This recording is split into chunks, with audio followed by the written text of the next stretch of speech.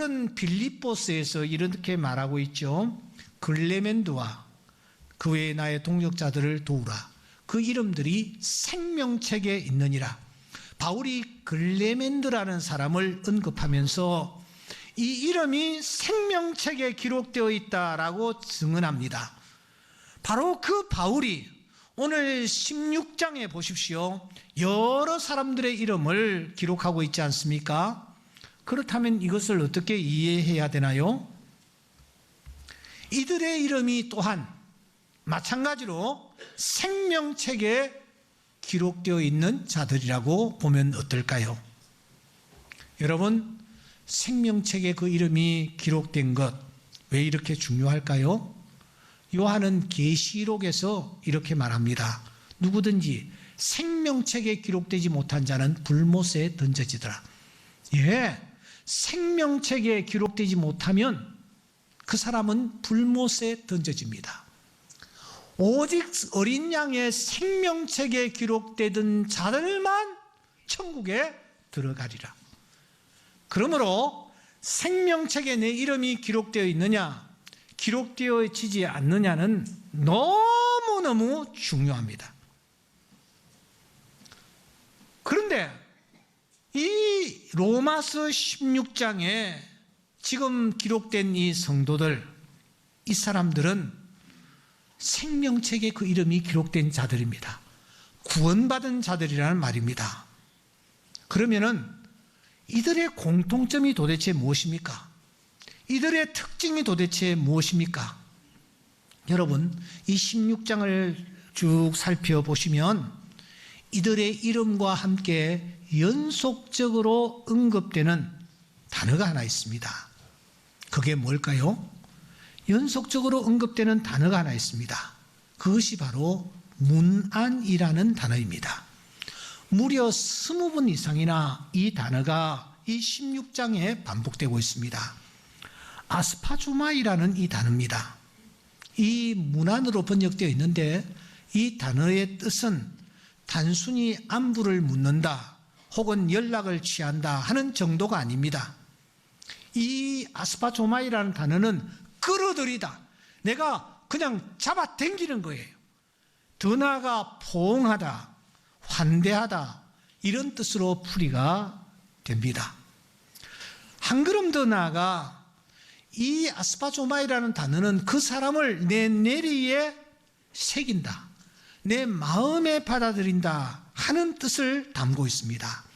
단순히 그 사람에게 연락 취하고 카톡하고 그런 게 아니라, 만나서 밥 한 끼 먹고 그게 아니라, 연락을 주고받는 정도가 아니라 그 사람을 내 내리에 내 마음에 받아들인다. 이게 아스파조마입니다. 여러분, 빌립보서 1장 7절 말씀해 보시면 바울이 그 빌립보 교회 성도들에게 편지하면서 너희가 내 마음에 있다, 이런 표현을 쓰고 있습니다. 너희가 내 마음에 있다. 예, 이게 바로 아스파조마입니다. 이런 자세와 이런 마음을 가진 자들이라는 것입니다. 그러니까 여러분, 구원받은 자들, 생명책에 그 이름이 기록된 자들은 문안, 즉 아스파조마이가 있는 자들이다, 그렇게 정리가 됩니다.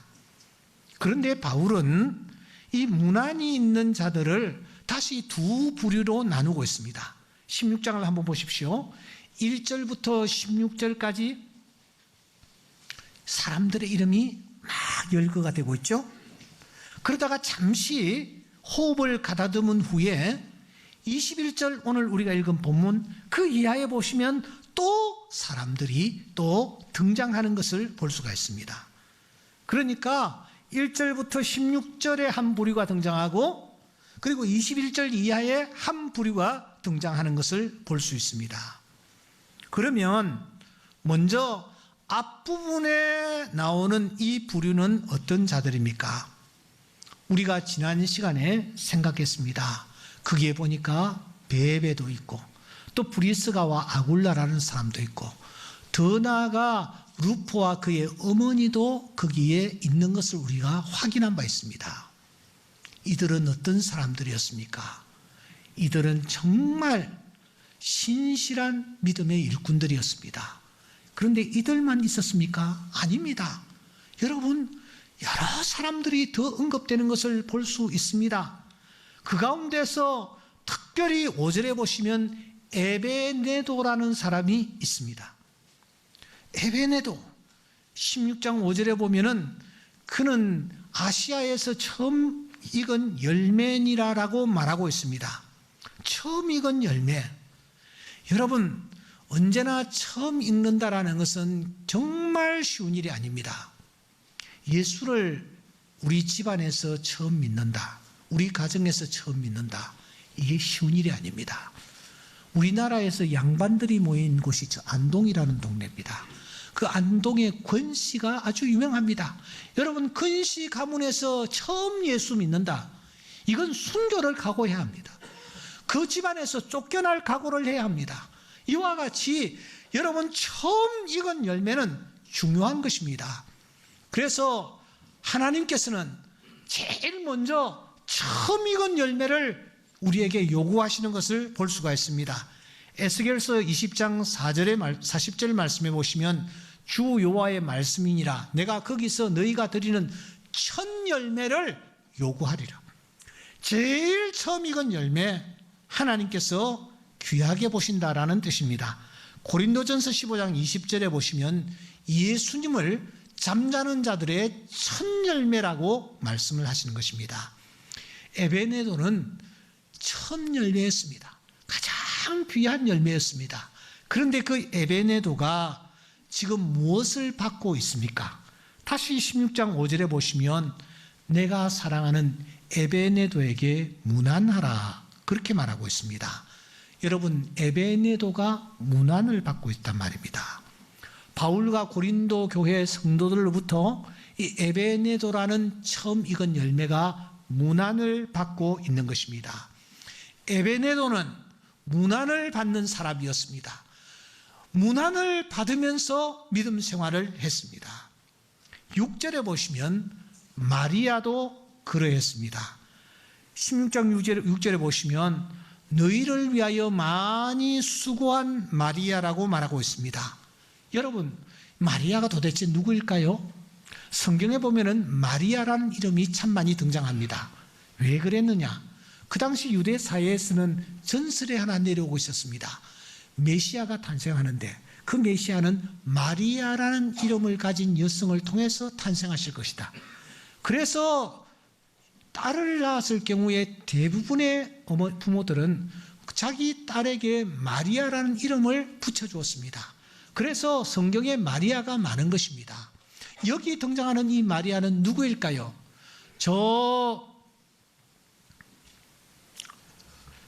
베다니의 마리아였을까요? 아니면 막달라에서 귀신 들린 자로서 힘겹게 생활하다가 고침을 받았던 막달라 마리아였을까요? 도대체 누구였을까요? 우리가 알 길이 없으나 여기에 이 마리아는 분에 넘치도록 많이 수고한 그런 귀한 자매였던 것을 우리가 볼 수 있습니다. 고린도 교회 성도들처럼 이 마리아는 인색하지 않았습니다. 억지로 하지 않았습니다. 에베소 교회 성도들처럼 눈가림으로 교회를 섬기지 않았습니다. 골로새 교회 성도들처럼 사람 앞에서 알짱거리지 않았습니다. 여러분, 이렇게 많이 수고했던 마리아가 지금 무엇을 받고 있습니까? 오늘 본문에 보시면 문안을 받고 있는 것을 볼 수 있습니다. 최고의 찬사를 들으며 문안을 받고 있단 말입니다. 7절에 보시면 안드로니고와 유니아도 그러합니다. 여러분, 7절에 보시면 안드로니오가 유니아가 등장하는데 이 사람을 바울은 내 친척이라고 말합니다. 함께 갇혔던 사람이라고 말을 합니다. 또한 나보다 먼저 그리스도 안에 있었던 자라고 말하고 있습니다. 그런데 여기 등장하고 있는 안드로니고와 유니아는 어땠습니까? 바울의 친척이면서도 바울의 인간적인 면을 본 것이 아니라 바울 사도가 사역을 위하여 진력하는 그 하루하루의 삶을 보면서 최선을 다하여 함께하였고 옥에 갇힐 때 같이 갇히는 일까지 감당했습니다. 여러분, 그런데 이 부부가 지금 무엇을 받고 있습니까? 무엇을 받고 있습니까? 문안을 받고 있습니다. 안드로니고와 유니아의 헌신과 수고를 기억했던 바울이 이 부부에게 문안을 하고 있는 것을 볼 수 있습니다. 그렇다면 이들의 공통점이 도대체 무엇입니까? 베베와 브리스가와 아굴라와 루포와 그의 어머니와 에베네도와 마리아와 안드로니고와 유니아의 공통점이 도대체 무엇입니까? 이 사람들의 공통점은 하나입니다. 그것은 문안을 받고 있다라는 것입니다. 누군가로부터 문안을 받고 있는 것입니다. 예외 없이 문안을 받고 있다라는 것입니다. 생명책에 그 이름이 기록된 자, 더 나아가 구원받은 자에게 나타나는 중요한 표징 중에 하나가 그 사람이 수고하고 애쓴 것에 대하여 그 누군가가 격려해주고 문안을 해주고 있다는 것입니다. 이것이 구원받은 자에게 나타나는 중요한 징표입니다. 여러분들을 향하여 누군가가 문안을 해오고 있습니까? 여러분들은 문안을 받고 있습니까? 베베처럼 말입니다. 브리스가와 아굴라처럼 말입니다. 루포와 그의 어머니처럼 말입니다. 에베네도처럼 말입니다. 안드로니고와 유니아처럼 말입니다. 마리아처럼 말입니다. 문안을 여러분 받고 있습니까? 그 다음에 오늘 본문입니다. 후반부에 등장하고 있는 이 사람들은 어떤 자들이었습니까? 이 사람들은 지금 고린도에 있습니다. 바울과 함께 있습니다. 바울의 복음 사역에 함께 진력하고 있단 말입니다. 구체적으로 누구였습니까? 디모데를 위시하여 8명이 등장합니다. 그 중에서 3사람만 역시 우리가 한번 나누어 보겠습니다. 제일 먼저 이 디모데입니다. 디모데는 어떤 사람이었습니까? 원래 그는 유스드라 출신입니다. 아버지는 헬라인, 그러나 우리는 그의 어머니 유니게와 외할머니 로이스를 더 기억하고 있습니다. 어머니의 신앙, 할머니의 신앙을 잘 이어받았던 이 디모데는 참으로 훌륭한 일꾼이었습니다. 특별히 바울 사도의 제자로서 바울 사도의 그 믿음과 성품을 쫓아서 최선을 다하여 믿음의 경주를 경주하며 복음 사역을 감당했던 자입니다. 그래서 오늘 성경 말씀에 보시면 바울은 디모데를 나의 동력자라고 부르는 것입니다. 하지만 그는 공적인 자리에서는 나의 동력자라고 불렀지만 사적인 자리에서 편지를 쓸 때는 다르게 불렀습니다. 어떻게 불렀습니까? 디모데후서 1장 2절에 보시면 사랑하는 아들 디모데야 그렇게 부르고 있습니다. 디모데전서 1장 2절에 보시면 믿음 안에서 참 아들 된 디모데라고 부르고 있습니다. 여러분, 이 디모데는 AD 64년 바울 사도가 순교했을 때에 그 뒤를 따라서 하나님의 사역을 감당하다가 AD 90년경에 순교했던 훌륭한 사람입니다. 그 디모데가 지금 무엇을 하고 있느냐라는 것입니다. 여러분, 이 디모데가 무엇을 하고 있습니까? 오늘 본문에 보시면 이 디모데가 문안을 하고 있는 것입니다. 로마 교회 성도들에게 문안을 하고 있는 것입니다.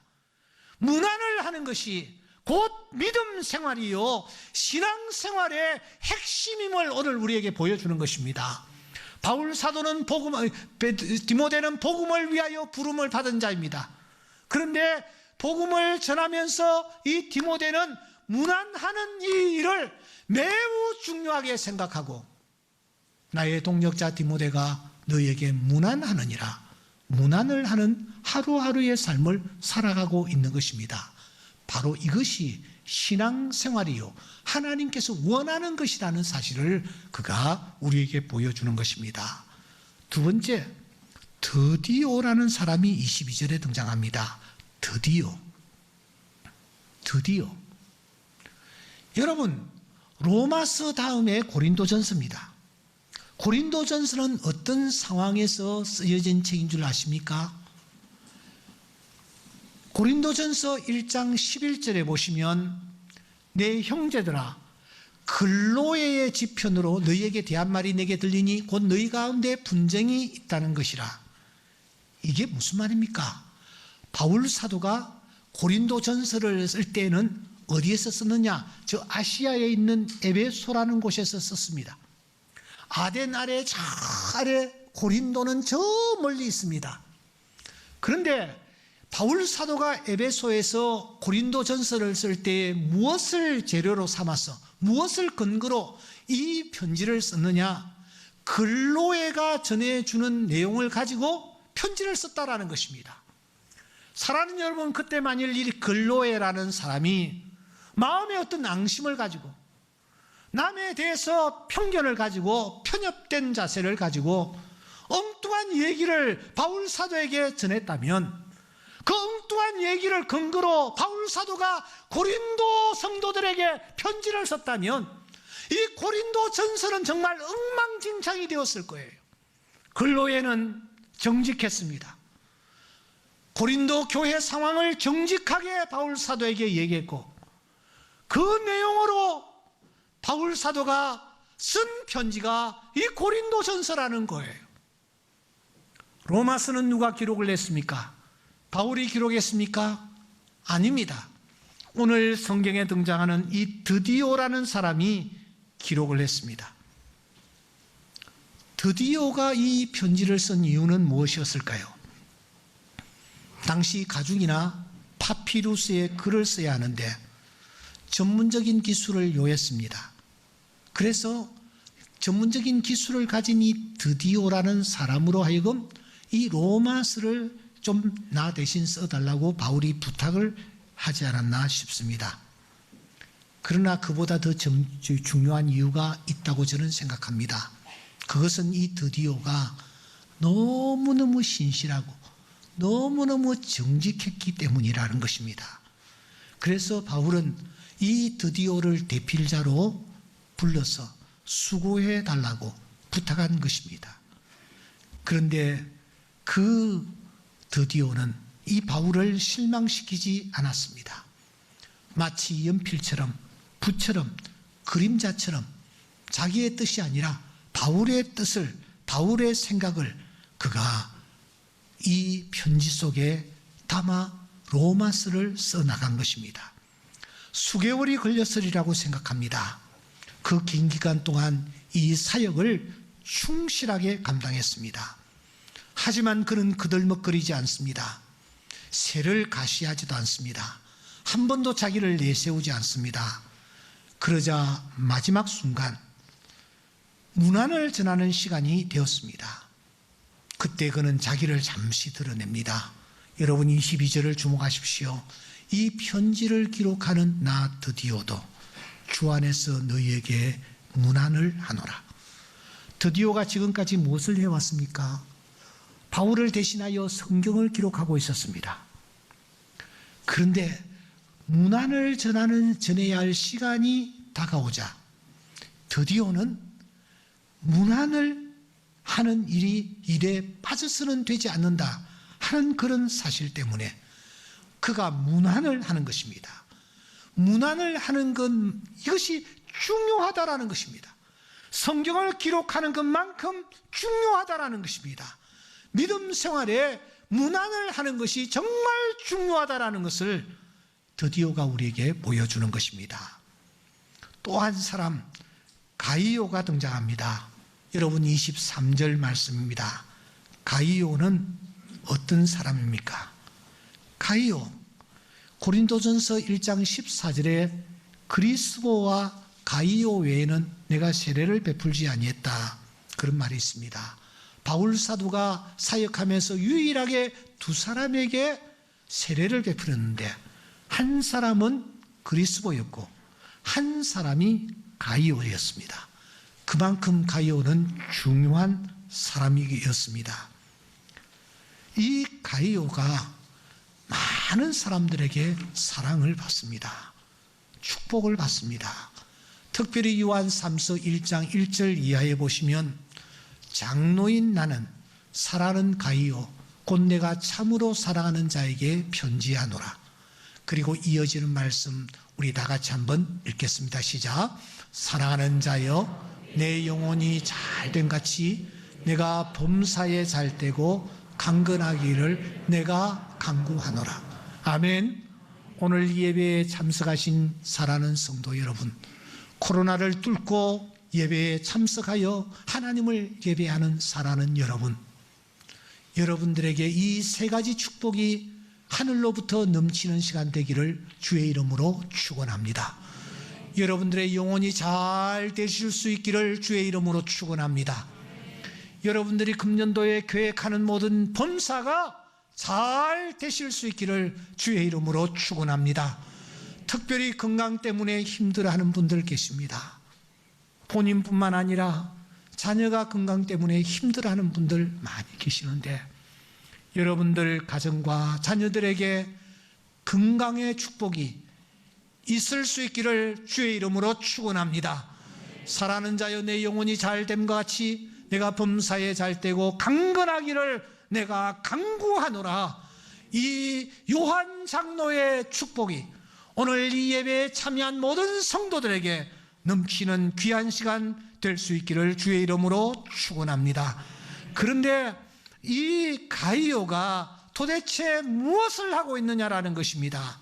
여러분 16장 23절에 보면은 가이오도 너희에게 문안을 하고, 그가 지금 문안을 하고 있습니다. 로마 교회에 있는 성도들에게 문안을 전하고 있는 것입니다. 구원받은 자가 어떻게 살아야 합니까? 바울 사도는 이 로마서를 덮으면서 중요한 메시지를 오늘 우리에게 던져줍니다. 문안이 있느냐 하는 것입니다. 내가 문안을 받고 있느냐? 문안을 하고 있는가? 문안이 중요하기 때문에 베드로 사도는 이렇게 말합니다. 너희는 사랑의 입맞춤으로 서로 모여 문안하라. 고린도전서 16장 20절에 보시면 모든 형제도 너희에게 문안을 하니 너희는 거룩하게 입맞춤으로 서로 뭐하라? 문안하라. 13장 11절에 보시면 거룩하게 입맞춤으로 서로 문안하라. 오늘 16장 로마서 16장 16절에도 보시면 너희가 거룩하게 입맞춤으로 문안을 해라. 그리스도의 모든 교회가 다 너희에게 문안하느니라. 구원받는 믿음을 가진 자에게 나타나는 중요한 징표 중에 하나가 문안이 있는 것입니다. 나 혼자 신앙생활 하는 것이 아닙니다.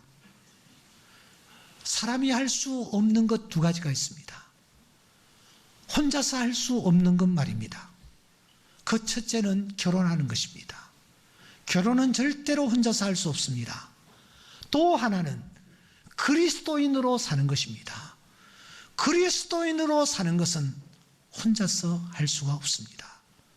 우리는 문안이 있어야 합니다. 누군가를 향하여 문안을 할 수 있는 자가 되어야 합니다. 누군가로부터 문안을 받는 자이어야 합니다. 문안이 없는 자는 정말 하나님 앞에서 온전한 신앙생활을 하는 자가 아니라고 할 수 있습니다. 사랑하는 여러분, 오늘 바울 사도는 로마서를 마무리하며 우리에게 큰 도전을 던집니다. 문안이 있느냐고. 너에게 문안이 있느냐고. 문안이 있으십니까?